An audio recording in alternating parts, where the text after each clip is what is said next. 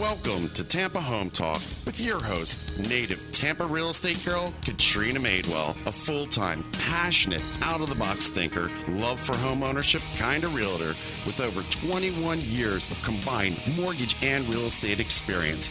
Tune in every week at this time for expert advice on everything you need to know about home ownership, finance, maintaining great credit, building wealth, and making your everyday life better, and how you can be financially successful today and tomorrow. Remember, love where you live or let Katrina fix it. Now, here's your host of Tampa Home Talk, Katrina Madewell.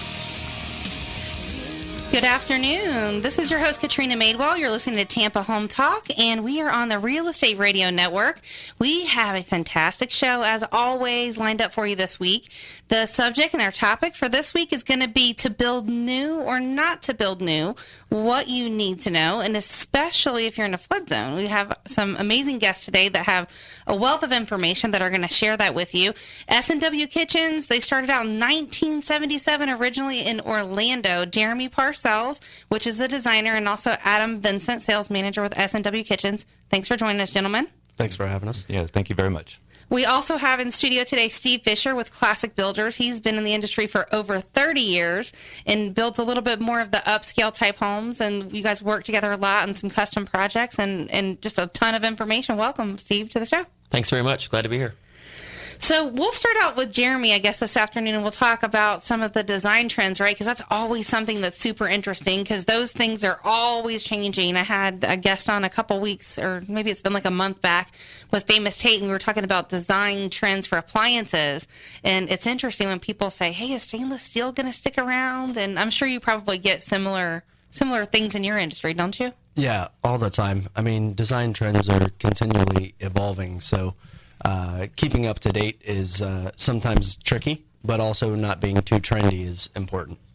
So what I know, and it's interesting, like when you start thinking back, or when I think back to like whatever you can remember, and they had a lot of the crazy, and I'm thinking about this because I had a relocation client that I spent days with over the last week, and we went into this one house, and in the laundry room, there was literally like the banana yellow kitchen, right? So like in the 70s when they had the avocado green. Yeah, harvest gold. Sunshine, whatever you want to call it.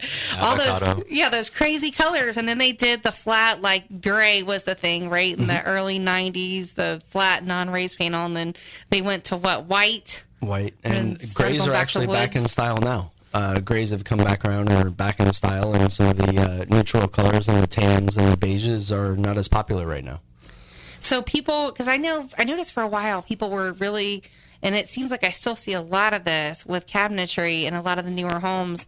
They'll go with wood or pick some of the cherry wood or the espresso, the really dark, almost black wood. Are you still seeing as much of that stuff? Yeah, you're still seeing the dark colors are popular. What isn't as popular anymore is kind of the mid-tone maples and some of the real heavy country ornate kitchen doors. Yeah, some of the country stuff is gone by the wayside a little bit. I think overall people are becoming a little more contemporary. Used to be people had very traditional tastes, and it's not necessarily the case anymore. They might like traditional, but with some modern contemporary twists. So you're starting to see some changes there in styles overall with people. Some of that probably depends on the area too, right? Yeah. Because I know I had this listing appointment in South Tampa. I was like the third agent to come in, and I go in and the house is so Art Deco 90s. And you're in a very traditional area. Like everything there is traditional. Steve, you build stuff there. It's just a very traditional type thing. And so when I walk into a kitchen like that and a house like that, I'm like, you have to put away all the crazy glass sculptures and, tone this thing down a little bit, because you're not going to sell this house for $7 anything with that kitchen. Yeah, the funny part with South Tampa, though, is there is a lot of the traditional stuff down there. There's also a lot of contemporary. So you can still see the Art Deco stuff out there. So I guess you'll have to hide some of those stone sculptures, but the contemporary stuff is out there too. So if people are having the contemporary gray, is that just the regular Formica stuff? Is that? No, when I say gray, I mean gray tones. Okay. Not necessarily flat gray Formica cabinets. Those definitely are not in. So it's still wood. That's what I was asking. I was like, I haven't seen anybody put that in. Just jerking those out all the time. Yeah, yeah, no. The Formica cabinets, those are long gone in residential use. But the color palettes of the grays and some of those cooler colors are much more in. And right now. you're still seeing wood. Oh yeah, lots of wood, and even maybe some more of the exotic woods that you wouldn't see before. Walnuts making a big comeback because of the big changes in the grains and the coloring. Same thing with some of the eco veneers that you'll start to see out there. Those are becoming more popular. Okay, so what is an eco veneer? Because I have no idea what you're talking about. Your total cabinet jargon right now. I apologize. I have to make you break it down because if I don't understand it, I'm sure somebody listening is like, what the heck is eco veneer? An eco veneer is a general term given to a veneer or a type of species of wood that is easier to make into a veneer than a solid cabinet. So like a bamboo or possibly a sapelli. These are exotic woods that you find throughout the world that they will make into a veneer and put over a normal cabinet door, like an MDF, a fiberboard door, but it gives you an exotic look. So you're actually doing like a bamboo type finish too, or no? Yeah, we do bamboo. We do the sapelli veneer. I just finished at a nice bar in downtown St. Pete, So I'm curious if, like, for example, and I'm sure you can attest to this, Steve, from the building side, and I know I see it, when we see certain different types of floors, right? Like, and a lot of it boils down to lifestyle. We talked about this yesterday, and people always say sometimes if they're going to make changes or if we know already they're going to replace the floors or different things when they move in and they buy it, they'll say, well, what kind of flooring is best? And I think a lot of that boils down to your lifestyle, right? If you have somebody like us with 3 kids and 3 dogs, even though we might want hardwood, it's probably not a good option because it's going to scratch, it's going to mar, it's going to tear up. So the vinyl, while the kids are at home, might be better. It really just boils down to lifestyle, like you said, and it boils down to price point, where they need to be at the end of the day. And, pick something. If you have the kids or the dogs, you pick something resilient that you can clean up easy. And exactly. You're not too freaked out over because it's getting scratched. It's got a ding on it. Right, exactly.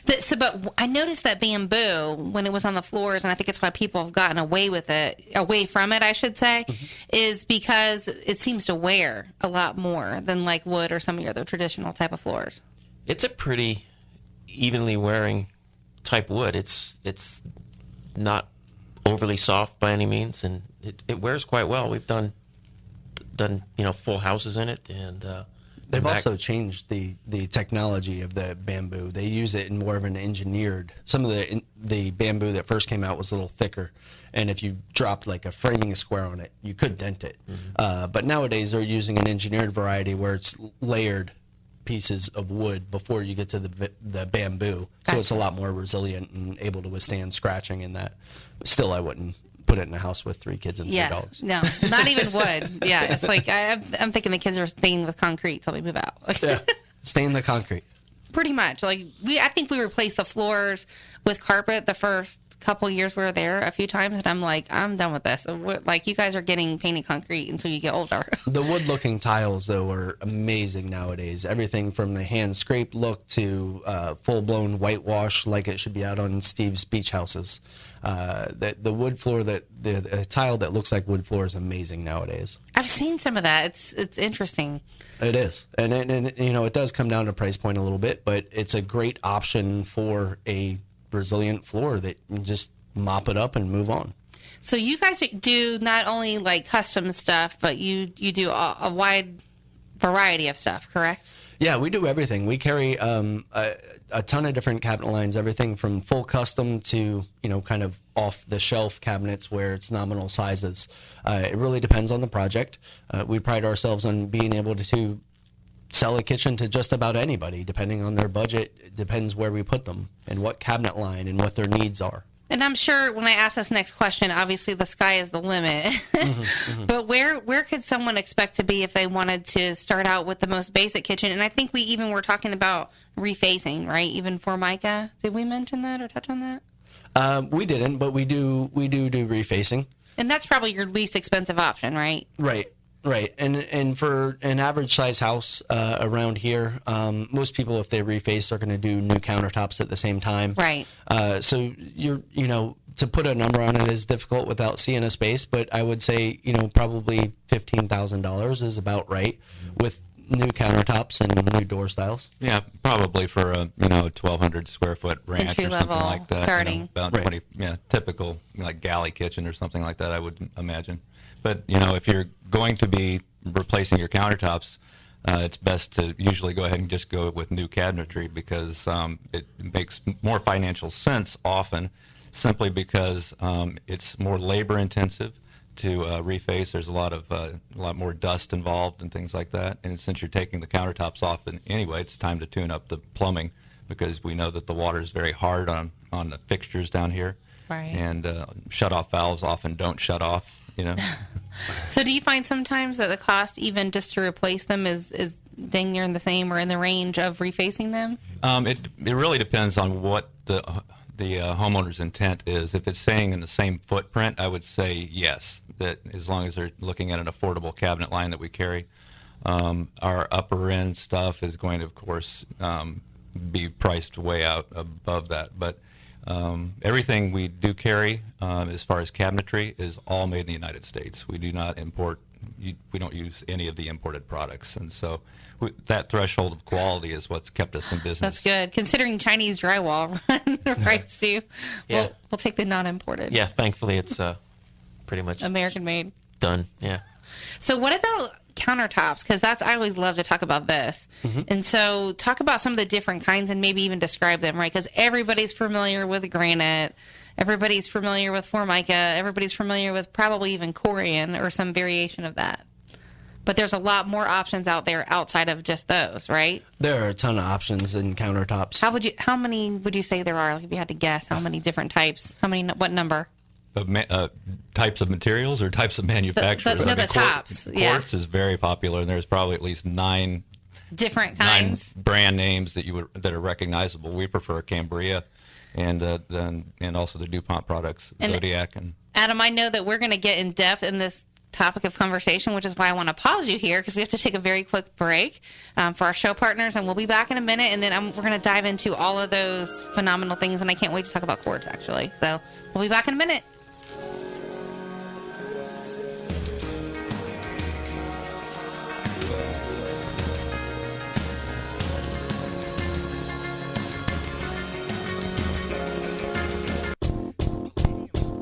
Hi, this is Melissa Rogers, owner of SEC Inspection Services. We're so glad that you're listening today, that we're offering you a special deal. If you're purchasing a home, you can have $50 off your full home inspection. And if you're already a client of ours, we're offering 10% off of any other service that we offer. Just give us a call at 727-786-4663 or visit us on the web at secinspection.com. Hi, this is Aaron Davis, owner of Hillsborough Title. Hillsborough Title is a local, family-owned title agency here in Tampa Bay. Our service, strength, and knowledge make us different. We've served Tampa Bay area for over 30 years. From Polk County to the Gulf, Pasco to Manatee, Tampa Bay, we've got you covered. Call us at 813-712-8888 or visit us on the web at thebesttitle.com. That's thebesttitle.com. Hi, this is Aixa Antonio Thomas, Director of Salitas House. Call me for more information about home ownership, credit education, increasing your savings, and overall empowering your family.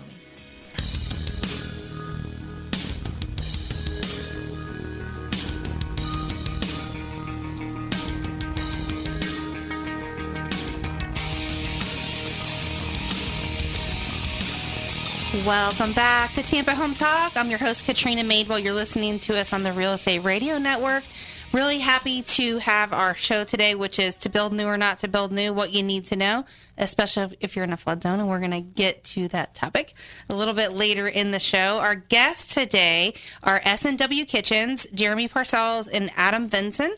We also have Steve Fisher with Classic Builder for over 30 years.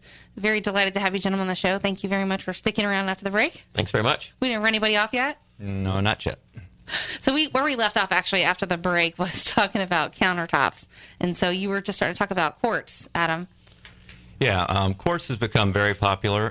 It is basically 93% quartz and then 7% polymer.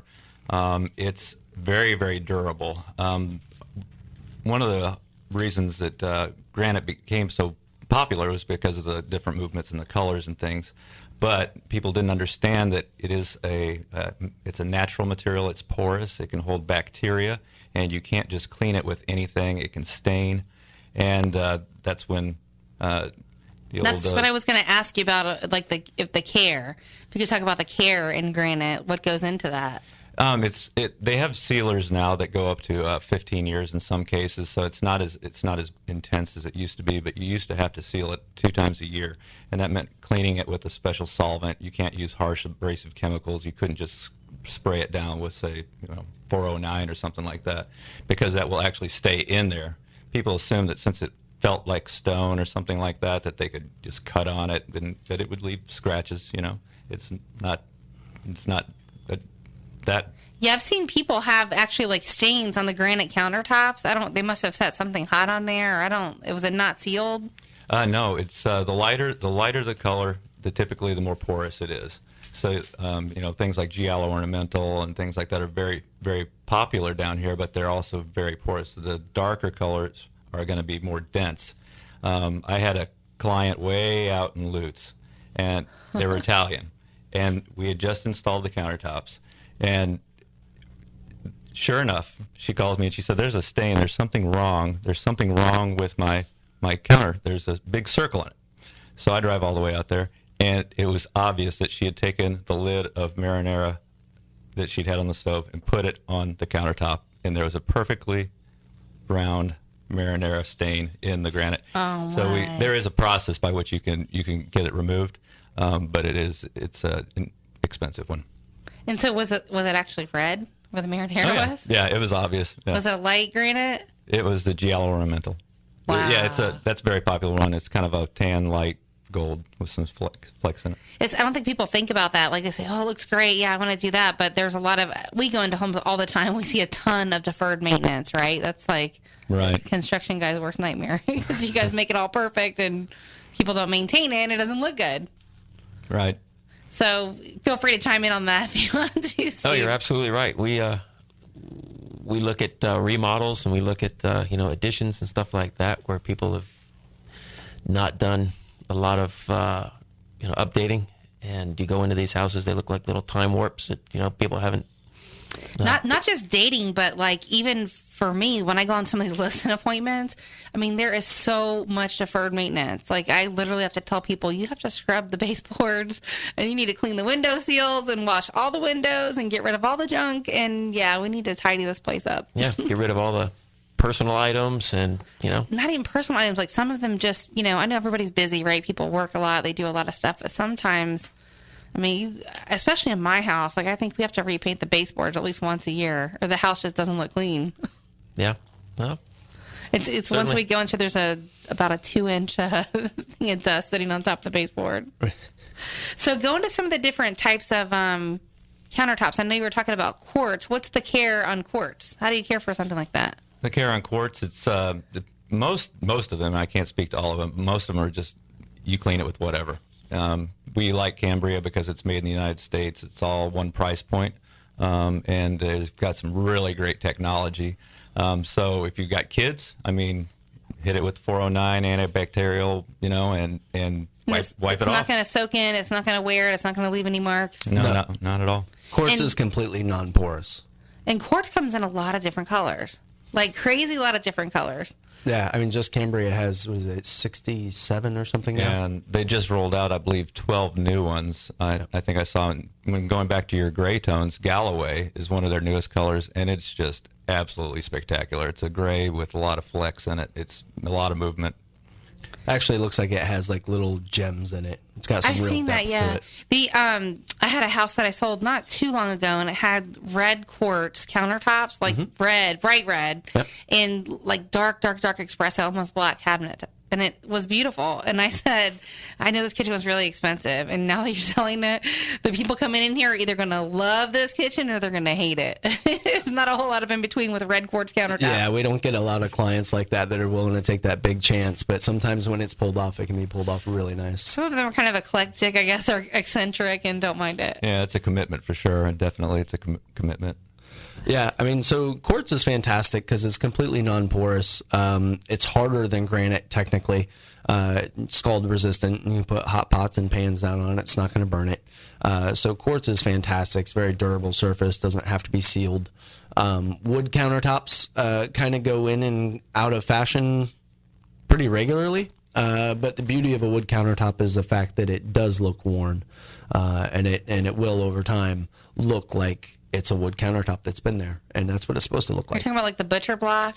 Butcher block, cherry, zebra wood. I mean, there are tens of possibilities with just wood tops, but yeah, old butcher block tops, they get that character from being used.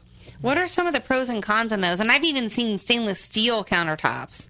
Stainless steel is a real tough countertop in a residential situation because they can scratch very easily, but they are very germ free. They're easy to clean, wipe them down, and move on. I don't usually recommend it in a lot of houses though, because you will scratch them very easily. It's interesting, some of the stuff we see. So I always like to get people like you when you're in the studio to give us your opinion on that kind of stuff.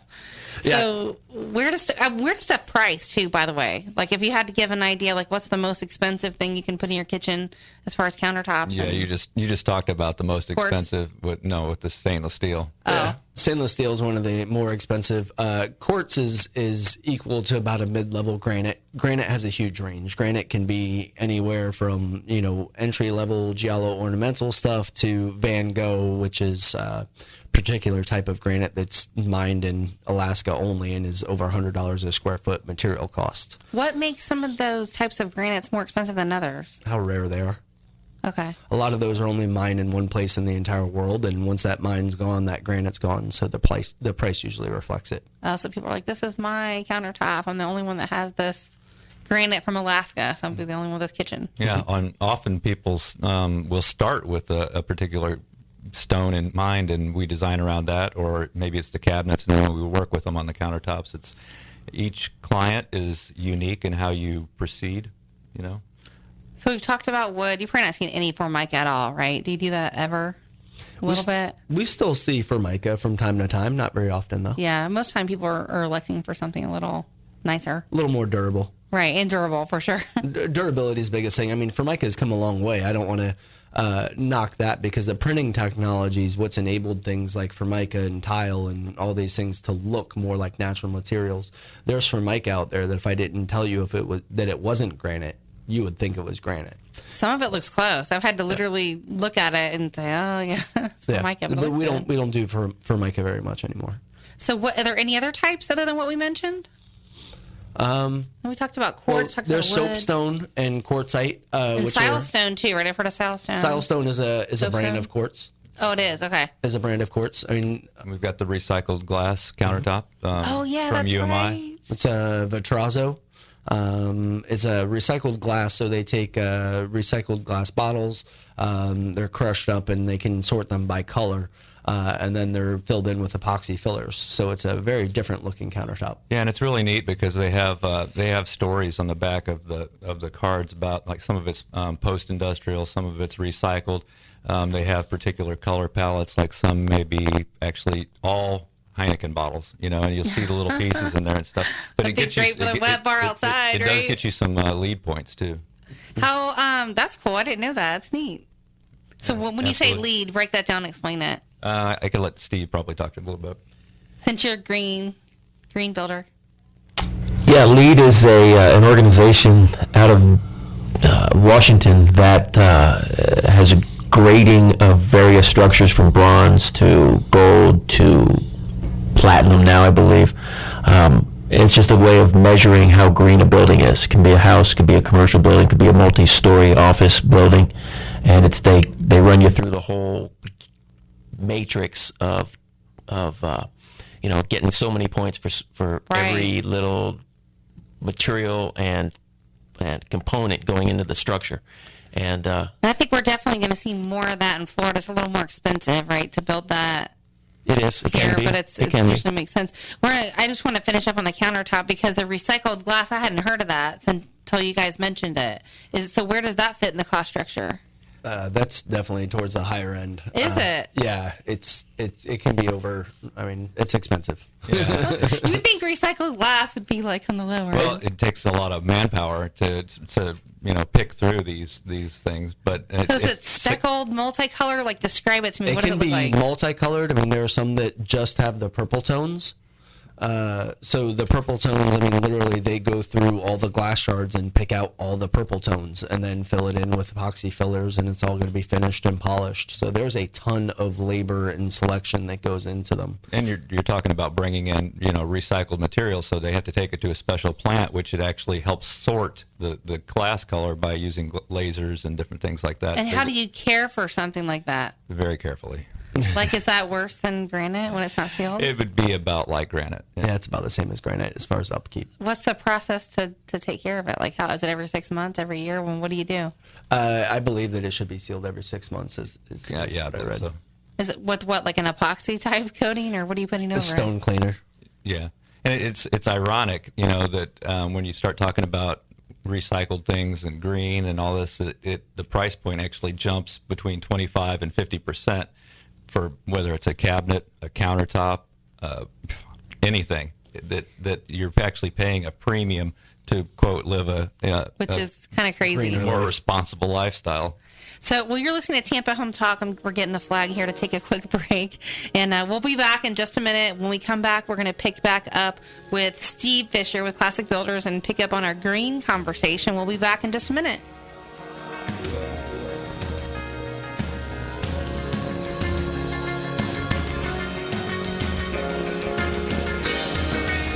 You've heard this before. Interest rates are at all-time record lows. But if your interest rate is 4% or above, you owe it to yourself to call Silverton Mortgage Specialist. Silverton is a direct lender, and the best part about this is that the entire loan process is handled in-house. From application to close, we do it all in the same building, which means that our loans close fast and our clients know what's going on every step of the way. Our contact info is located on TampaHometalk.com under Radio Show. What makes Silverton different?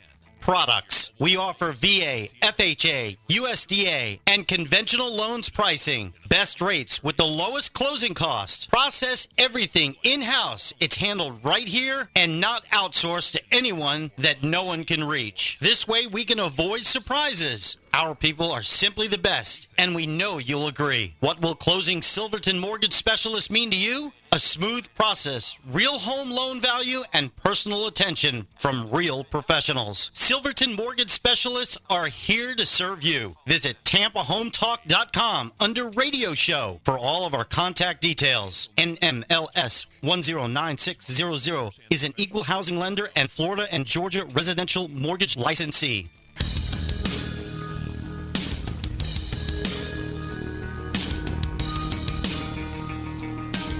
Welcome back. You're listening to Tampa Home Talk on the Real Estate Radio Network.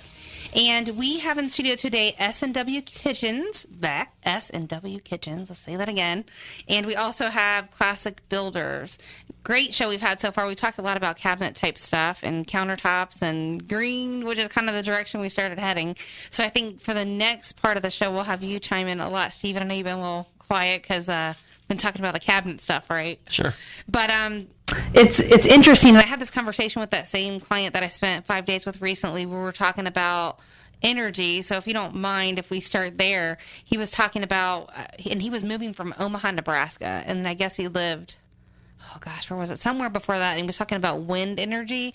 And he was talking about solar energy here, about how, because obviously if you generate enough energy, you can sell it back even to the power companies. So have you had any experience with that kind of stuff? Because I know you're a green builder. Yeah, I'm a green builder. It just really depends on where the client wants to be with price point and their budget. From light green to dark green, there's a myriad of products out there that we can help. So now it's light through. Green, dark green, really? Well, that's kind of how I look at it. I mean, there's low-hanging green fruit that you can capitalize on easy when we're building a new house or designing a new house, and then there's stuff that you can kind of tweak around the edges. Like what kind of stuff, for example? Well, we tell our clients, I ask them to focus on the big three, which is windows and doors, insulation package, and then the efficiency of their heating and cooling equipment. And if they can spend as much as their budget allows on those big three, that's the low-hanging fruit. That gives them a tighter envelope to their building. That gives them a more efficient building. And those are three big, costly components that they're not going to want to upgrade or change out later. And with those things, too, though, they're likely also getting a lot of insurance credits on their homeowner's insurance. Yeah, there may be some insurance credits. There's probably some local energy rebates that we can filter back to the client. And it makes a lot of sense. But there's also products out there that don't make a lot of sense. And we kind of shepherd our clients through the confusingness of the greening of the industry. Have you built anything yet here that is built on totally solar energy, or know anybody that has? Because I know like in California, I have a lot of agent friends that are out there. They're really big on the green stuff. Like everything they do is all about green everything. And I think we're just not there yet in Florida. So I was curious if you had any experience with that. Yeah, I don't think we're quite there just yet for the total off the grid, in the middle of Clearwater someplace. It's, we just don't see that. But we do see a lot of, I would say every client has some degree of green that they want to try to achieve. They've maybe watched a lot of DIY TV, probably made them even more confused. So we try to just sort that all out. Yeah, get them grounded, figure out what their end game is and where their budget lies, and see what makes best sense for them, their lifestyle, their budget. Right. I think with everything, if you start with the end in mind, it's a lot easier to build that process along the way. That's exactly what we do. We work backwards. Same thing for us, yeah. Because, you can't, even when we go in to help somebody, if they say, yeah, I want to sell my house, well, why am I here? Because you didn't just wake up and say, oh, I want to sell my house. So it's always about more deeper rooted issues than I want to move. Mm-hmm. Understood. I mean, I guess it could happen, but we don't see it very often. Mm-hmm. So what would that process be? Do you know? Like, how would that be like half the cost of the house if someone wanted to build the house off the grid? Well, we've looked at, a number of designs over the years that people, have gone to architects, put all their wants, wishes, and desires into a set of drawings that ultimately ended up not getting built because they didn't have any proper price guidance during the design process. But so they build it up, it'll work. But in theory, when it comes down to it and you price it out, they don't do it because of the cost? When they find out the payback on $50,000 worth of solar, or PV roof panels is, 11 years, 12 years, they're not going to, a lot of times they're not going to invest that $50,000, up front. So it's just how quickly can they recoup their dollars? Right. Does it make sense to them right away? Do they see an early benefit to doing something like that? Well, I know everybody's different. In your certified green building, green improvements, you've been through the graduate of the Master Builder Association, or is that designation? That's a designation given to me here. Both of those, the GMB, the Graduate Master Builder, and the CGP, the Certified Green Professional, both of those are designations given to me by National Association of Home Builders. And what's someone's best bang for the buck? Like if they wanted to build something green, like with that in mind, obviously somewhat cost effective, where's the best place to start? Like what should they be considering first? What part of the house? Well, the first step should be to find a design build contractor. Okay. Somebody that has, a home builder that has creative input and guides the design process, because that's where everything gets put together. You can see their vision. One of you guys mentioned that. I forget who it was before the show. Was it you that said you kind of see their vision and help them put it together? Yeah, I mean, that's what we all do. That's our day-to-day is, I think everybody, even if you ask them, it's not like when you go to ask somebody why they're selling their house. They didn't just wake up and decide they want to sell it. There's a reason. Just like the kitchens. For us, a lot of times people come to us and like, I don't know what my style is. Actually, there's a style there. You just have to find it. And you guys, didn't you see you have a style builder or something on your website? Style designer? What'd you tell me? That's each of our jobs as designers at S&W Kitchens. Is we're not just cabinet guys. We're trying to find your individual style and tailor your new space as a kitchen or a bathroom or a wet bar to fit you and your needs and your personal likes. That's what we do. Right, and Jeremy's just being humble right now. He's also an accredited kitchen and bath designer, which means that he's gone to school for it, taken classes. We have a number company-wide and also locally licensed interior designers. Brooke Eversole is just got her CKD, which is a certified kitchen designer, and that all goes back to what Steve's point was about getting a designer involved up front rather than spending all your time with an architect who doesn't really have a concept necessarily on the back end costs. Right. And some people, I think, naturally have that more creative ability, and some people have more of that engineering mind. It just boils down to the personality types a lot of times. Very true. True. So, Steve, going back to the question I had for you, like if you could pick one thing or two things that would be the most cost effective, would it be the windows as far as green stuff and green building? Yeah, I think it's the windows. I think it's the insulation package, and I think it's the SEER or efficiency level of your heating and cooling equipment. I mean, those are the big ticket items that's going to yield the best energy saving results up front. So what's the most challenging part of your process as you help people get through this whole, and the time to build is how long? Well, build time is, by the time we get to the build, we know these clients, a lot of them for over a year. You spend a lot of time. We know their families. We know how they live. We know how the house has to perform, not only now, but into the future. If they're thinking about a boomerang parent coming back or a boomerang kid, we know how they eat. Does it sit down or is it casual? I mean, this boomerang is kid. Because we start with a questionnaire. we have to get to know these people. I have to know a lot about that house that they're carrying around in their head. And then we can start with a blank sheet of paper and create something unique to them, their lifestyle, their lot, and their budget. So, have you seen more of the multi-generational housing where you have like the in-law suite or the kitchen, the bath, the bedroom? Absolutely. We're building a few houses right now with VIP suites, or mother-in-law suites. They identified those clients early on that they're going to have a parent come back at some point in time, and they're just planning for it. I think they're just an amazing feature and thing to think about, because not only are they good for parents, like if you don't want to put them in assisted living, there's so many people I can think about that would be a great scenario for, right? The college kids, the boomerang kids that you mentioned. You said VIP suite. I mean, really, it could be like a guest cottage. I mean, there's a number of people that might work for. Absolutely. Yeah, VIP suite for even the casual guest. They got their own bathroom there next to their bedroom and maybe a balcony.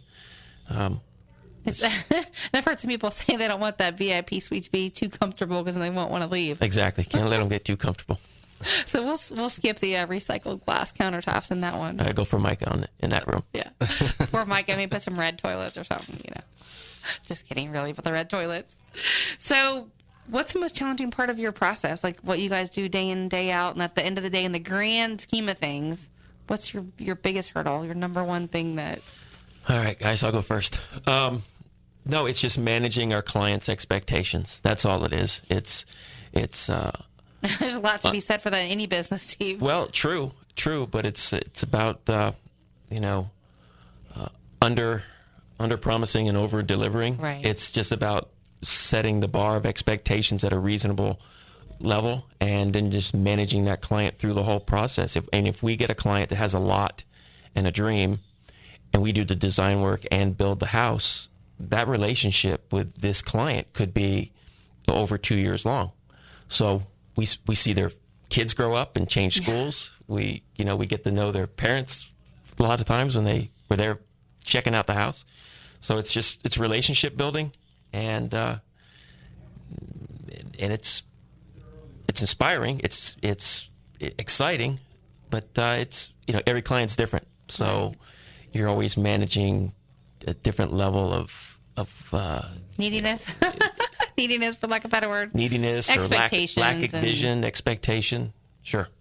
So what about you guys, Jeremy and Adam? What's your most challenging part? I think the most challenging part for us comes after everything's been picked. I mean, selecting countertops and cabinets and backsplashes. You're not going to say people are changing their mind, are you? Oh, yeah. Yeah, that's part of it. That never happens. I hit a sore spot, like rub salt in the wound. Yeah, there's two kinds of change orders: the hidden conditions, and then the I've got to have that glass backsplash kind of thing. But we are a state licensed building contractor, and we do extensive remodels. So for things like aging in place, we have to have those conversations. And about what do you say, aging in place? It's a kinder way to say universal access, I suppose. Getting old in your house. Yeah, I gotcha. When we get called out and they start talking about these things, we want to find out, is this your forever home? Because a lot of people these days are talking about staying in the home and they don't want to go to an assisted living facility. They intend to be there as long as they can. So when we're going to say rip out the master tub. We're going to go with a curbless shower if they've got space. And one thing that we do that's a little bit unique is we actually block the walls for future handrails for them, and we leave them with a diagram that is taped to the bottom, or in a book, wherever it could be taped to the bottom of a drawer.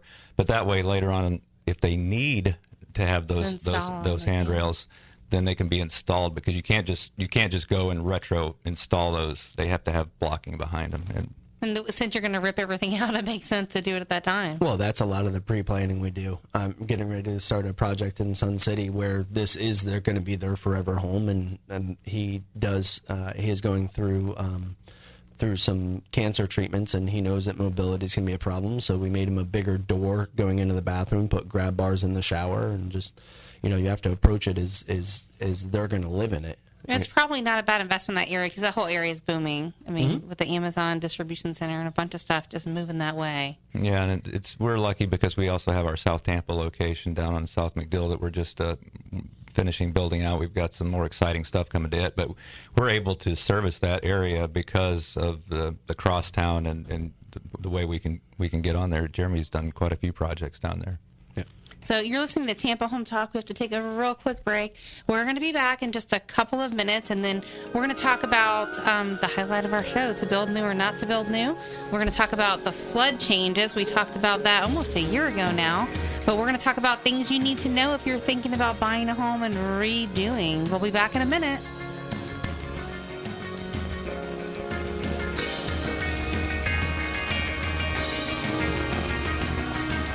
Hi, this is Aaron Davis, owner of Hillsborough Title. Hillsborough Title is a local, family-owned title agency here in Tampa Bay. Our service, strength, and knowledge make us different. We've served Tampa Bay area for over 30 years. From Polk County to the Gulf, Pasco to Manatee, Tampa Bay, we've got you covered. Call us at 813-712-8888 or visit us on the web at thebesttitle.com. That's thebesttitle.com. You're buying a house. Congratulations. So while you're worrying about the paperwork, leave the moving part to us. We're Woody & Sons Moving Company, a Florida licensed and insured mover, and we offer same-day written estimates. Plus, no sneaky mileage, stairs, or additional stop fees. All we ask is that you check out our great ratings on Google and Angie's List, then go to woodyandsons.com to learn more. Whether you need a full service pack and move or some extra hands, at Woody & Sons Moving Company, we move you. Hi, this is Aixa Antonio Thomas, Director of Salitas House. Call me for more information about homeownership, credit education, increasing your savings, and overall empowering your family.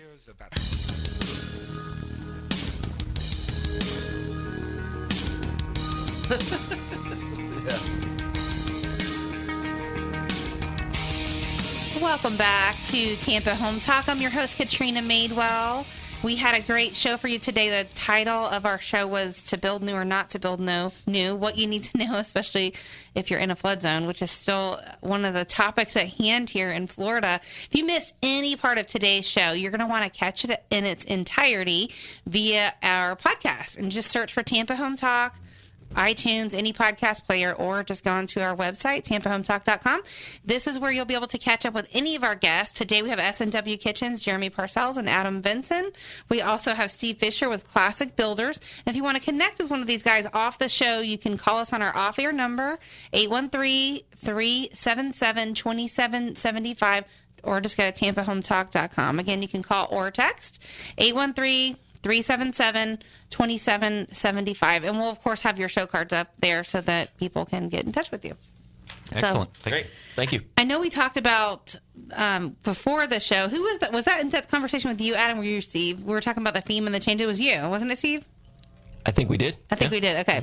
So we were just touching on this, and this is why I love doing the planning meetings, because sometimes we end up talking about something that's a whole different direction than maybe where we thought we're going to go, but it's actually better. So it's kind of, I guess it's our dry run, right? Sure. We get to talk in advance. But And you've experienced this, so please share some recent stories that you've had and why flood zones matter, especially if people are thinking about rehabbing, because this is an important point that a lot of people kind of forget. It's gotten quiet, I guess, is a better word for it, the whole flood thing. Yeah, the Bigot Waters Act, they pushed a pause button on it up in Washington. I think they're going to revisit it in 3 years. I don't know about a pause, but they did a revert. They did some trickery, but I had a client that was from Minnesota, and they were buying a property a little bit further north than we'd like to go, but they were in Hernando Beach, and we got one flood insurance quote that was $35,000 a year, and this was not even a big house, and we're talking 200,000, mid 200s. Well, we designed and built the house up in Palm Harbor, and we were putting the foundations in or just getting ready to get started, and my client went out and got a quote. It's like $700 a year. Awesome. All this Big Waters Act stuff. So I was surfing, so he looked a little further into it because he wanted to. This is his forever home. He didn't want to have any surprises when this thing came through. And with all the and so he got a new quote based on the forthcoming legislation, and it went from $700 annually to $1,000 a month, or $12,000 annually. I'm sure. So they're like, we started redesigning the house. We raised some components and future-proof the house, essentially. Well, we've seen some of these flood quotes literally be more than the mortgage payment, which is just crazy. That's insane. And I know, the government's perspective on it is they have to offset, basically the supplementation they've been doing is their version of it. But so all they did was repeal it. It's temporary. They kind of repealed it reverted it and tabled it for a while. Was it 3 years? Right, 3 years. So what's going to happen? Let's fast forward 3 years and talk about why that matters and some of the stuff that you're doing now and how the building codes have changed. Well, we're trying to save our current clients from experiencing, such a drastic increase in the future. So when we're designing, we're looking forward to the forthcoming legislation, and just trying to make it as palatable as possible, because they simply did just push a pause button. We're going to have these same discussions 3 years from now. The same panic is going to happen 3 years from now. The same houses that people were, been in for years it's going to double, and double. I mean, they just pushed a pause button, so it'll have to be revisited. So what kind of changes are you seeing now, like when you have to go in and build? And I think you mentioned some people that had purchased from somewhere out of the state and came down to do a total rehab. That was you, Adam, that mentioned it? Yeah, and what we do a lot, we quote entire projects. We'll be asked to come out to the house, we're going to do the bathrooms. We bought this property. We got an excellent value on it because, the house wasn't worth so much, but the land, most of it's in the view. And then sadly, the realtor has not informed them, which they're not necessarily required to, has not informed them that you can only improve the value of your home 50% of its value per year. So I have a client that's... This is for anything in a flood zone, right? Anything in the flood zone. I actually thought it was 25%. It's 50? It's 50%. Okay. But it's 50% of the tax assessor's value of the house, which not is 50% of the marketable. It's usually at least 20% under market value. Correct. Yeah, you can go and try and get it. They'll accept 3 different forms of appraisals. But it's very firm on that, and you will have heavy fines levied. They'll even put a stop work on you for that. So a lot of times, we get a lot of people that see us because of our social media interaction, and they choose their designer ahead of time, and so they have bought, say, a condominium or something that needs a lot of work that they've seen online. They come down here and they have an appointment scheduled with us to go out and look at remodeling it.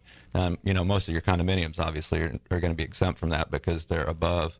So as long as you're above the 100-year flood zone, then you can do whatever. And that varies on municipality and where you are. So in doing due diligence, if you were to have somebody contact you to want to come down, and with the intent of buying a really good value property and then rehabbing it, there's some due diligence. So, Steve, what are the changes you're seeing with the building code? Like, are you building stuff up like on stilts? Are you pouring the foundations thicker? Like, what are some of those changes? It's not necessarily different foundations, but it is an elevation change.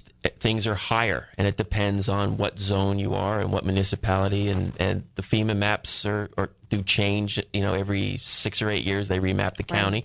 So you just have to be on top of that. But it's more than anything, it's a height restriction. Because it's it's base flood elevation. People forget elevation. That it's how high or low you are to sea level. And we're also going. FEMA is changing the rules. I mean, usually in the past, the standard methodology was if you're in a floodplain, your lower floor, which is used as parking predominantly, has what we call blowdown walls that let the walls blow down to let the floodwaters come in and then recede. And those then have to be replaced and whatever, but your structure still stays intact. The new regulation under Bigot Waters, they look at those blowaway walls as obstructions.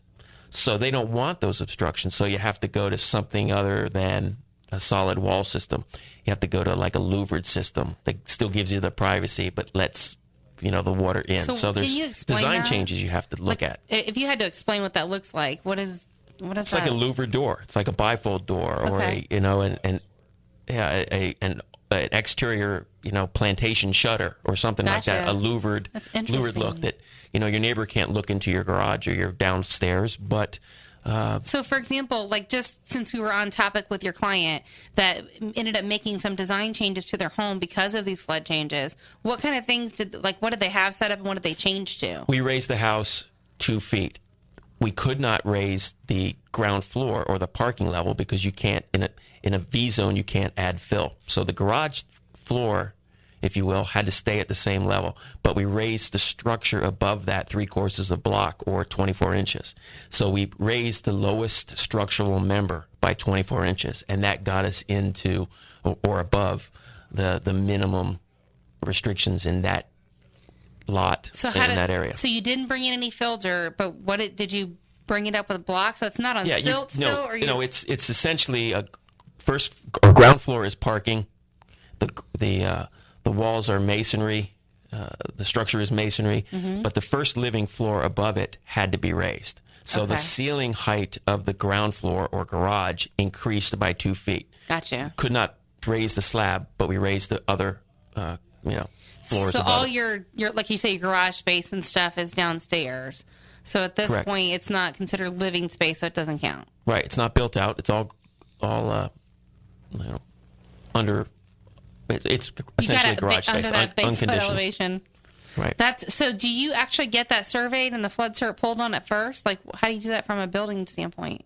Well, you have to have the property surveyed. You have to see what elevation you're at and use that when you're designing. And then at different times throughout the building process, we have to survey it and we have to prove that we're absolutely make sure for the government authorities and our own well-being that we got everything at the right height. So great information today, guys. Thank you so much for joining me, all three of you. Thanks for having us. Adam, Appreciate Steve, Jeremy, and thank you. Thanks for the information on the flood stuff. I think that's an important part that, that's part of the reasons why I do the show is to share that stuff with people, to share with people coming from the area, people that are here, just so they know. And so I appreciate that. Yeah, absolutely. Thank you. So you're listening to Tampa Home Talk. If you want to connect with me or my guest, we'll be happy to do that. Just go to tampahometalk.com. All of our contact information is on there. Our off-air number where you can call or text us is 813-377-2775. Again, off-air number 813-377-2775. You can find us at Tampa Home Talk on Facebook and Twitter and across the web. Just search for Tampa Home Talk. Our whole show will be available today via a podcast. So if you want to go back and listen, and you can catch us here every Thursday, Saturday at 5 p.m., and again at 7 a.m. on Saturday morning. Don't miss this Saturday show at the Tampa Bay History Center. That's it for now. We're out.